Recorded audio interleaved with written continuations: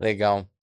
Cara, mudando um pouco o nosso panorama, assim, acho que a gente conseguiu falar, né, de bastante coisa, assim, talvez até trazendo para reflexões que a gente tem menos certezas, né, que é um campo que, pô, eu gosto muito, eu sei que você gosta muito também.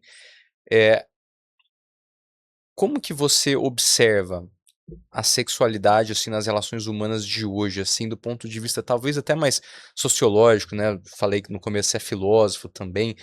Tem algum pensamento sobre isso, Becker? A sexualidade ela sempre existiu e sempre existirá, porque ela é um fenômeno antropológico. Ela é um fenômeno que eh, existe e existirá enquanto existirem as pessoas, né? Então a gente sempre vai ter que se haver como sociedade com a sexualidade em algum grau, a gente goste disso ou não, a gente queira patologizar ou restringir isso ou não. Uhum, Então, vamos dizer assim, uma das coisas mais significativas, talvez, que as pessoas fazem e vivem, né? Claro que tem uma distinção entre viver isso internamente, né? São as fantasias, os pensamentos que a gente tem, e viver isso externamente, né? As práticas, os comportamentos que a gente tem. Mas a gente sempre vai ter de se haver com isso. Ah, naturalizar isso, justamente como eu disse, né, como um fenômeno antropológico, é um passo para a gente tentar se haver com isso. hum, Em naturalizando, a gente vai conseguir ter um pouquinho mais de clareza do que é de patológico a esse respeito. Então, por conta da formação, né, da sociedade ocidental, pensamento cristão, não falando mal de religião, né, mas é a, uhum, a organização do pensamento, né, muito ligado em culpa, em vergonha, em tabu, acaba ah, escanteando, vamos dizer assim, a formação sexual das pessoas, que reaparece. Reaparece porque a sexualidade é um fenômeno antropológico. Então reaparece como desejo, como eh, julgamento moral, como patologia, que faz com que exista a psiquiatria e a antipsiquiatria. Enfim, essas discussões vão se costurando. Eh, então, o melhor que a gente pode fazer é naturalizar para daí identificar aquilo que de fato é uma questão patológica, tratar e tentar que as pessoas vivam a sua sexualidade da forma mais fiel a quem elas são. E aí sim, cada um com suas preferências, cada um com as suas orientações, cada um se sentindo e tendo um corpo compatível com aquilo que é, né? As pessoas satisfeitas, desde que não invadam a satisfação do outro. entendi. Quando você fala, perdão, quando você fala dessa fidelidade, assim, né, pra quem tá vendo, ao corpo, assim, tem como a gente, então, se identificar com outro corpo? Esse é um outro capítulo, né? Até interessante a gente poder falar um pouquinho dele, que são as questões ligadas a gênero. Hum, Uma diferenciação, né? Nem todo mundo está familiarizado, a algo que se chama sexo, que é o corpo biológico tá. de uma pessoa. E aí a pessoa ela nasce com um corpo masculino ou feminino. Seu sexo é biológico, é determinado geneticamente. Há algo que é o gênero, Hum, que é como a pessoa se identifica, tá. ou seja, como ela se relaciona com esse corpo com o qual ela nasceu e qual é a manifestação ou a expressão que ela quer ter desse corpo no mundo. Hum, Então, é o que a gente chama de gênero e de papel de gênero, ou identidade de gênero e papel de gênero. É, o gênero ele pode corresponder ao sexo biológico. Né? Então, a pessoa nasceu, como é meu caso, né, com um corpo masculino, e eu me identifico como homem desde as minhas primeiras experiências, e o meu corpo ele é congruente com quem eu sou masculino. Mesmo vale para uma mulher.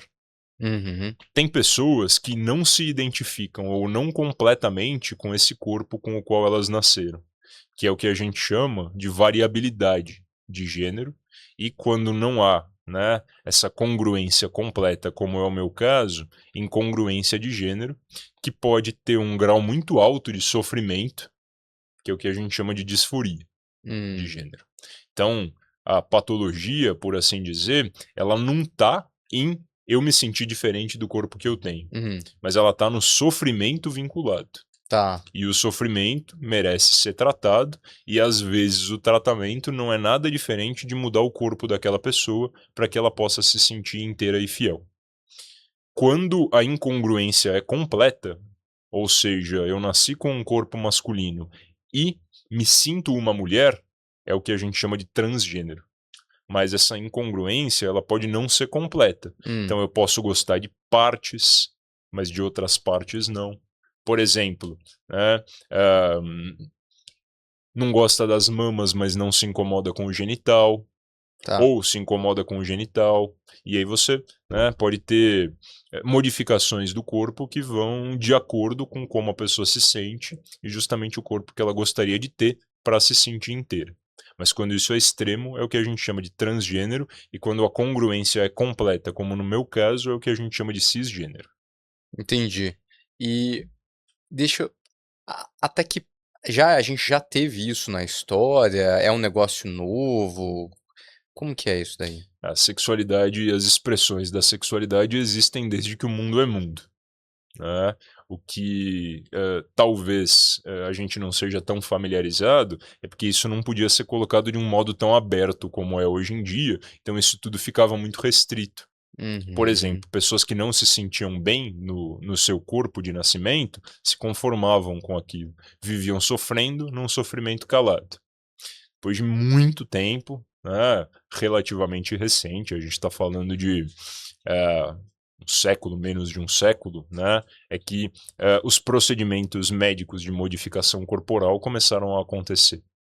E aí se começou a dar um pouquinho de vazão para isso. hum, Mas socialmente falando, enfim, se você for olhar em várias sociedades, inclusive sociedades não ocidentais aí ao redor do mundo, hum, existem diversas expressões que não são ligadas a essa coisa mais binária com a qual a gente está acostumado, homem e mulher. hum. Então, isso existe desde que o mundo é mundo, isso existe em diversas sociedades. O que é relativamente novo é a gente endereçar isso medicamente para ajudar, não para tratar a transgeneridade, porque não é essa a patologia, mas Tá. para tratar o sofrimento ligado a ela e às vezes ajudar a pessoa, né, a ter o corpo que ela gostaria de ter e no qual ela se sente confortável. Então não é uma moda. Isso, não é uma moda. Pode ser uma Pode ser, moda, mas não é como uma tudo moda. como tudo acaba acontecendo, né, então modas acontecem, mas isso tende a acontecer ao longo da história, assim. A moda, ela pode vir, se é que há uma moda, do que a gente falou das coletividades. Então, Hum, tem gente, né, no mundo de hoje que se sente mais pertencente e mais acolhida, se passa a questionar o próprio gênero e o próprio papel de gênero. Então, que é se há uma moda, é essa. que é o que acontece também em vários aspectos com outras coisas, né, estão mudando muito, né, existe uma identidade, né, que são os neurodivergentes, assim, você vê que não é um termo tão médico assim, mas, também é esse sentimento ele perpassa, né, de alguma maneira da pertença, é muito importante isso, cara. Isso, né?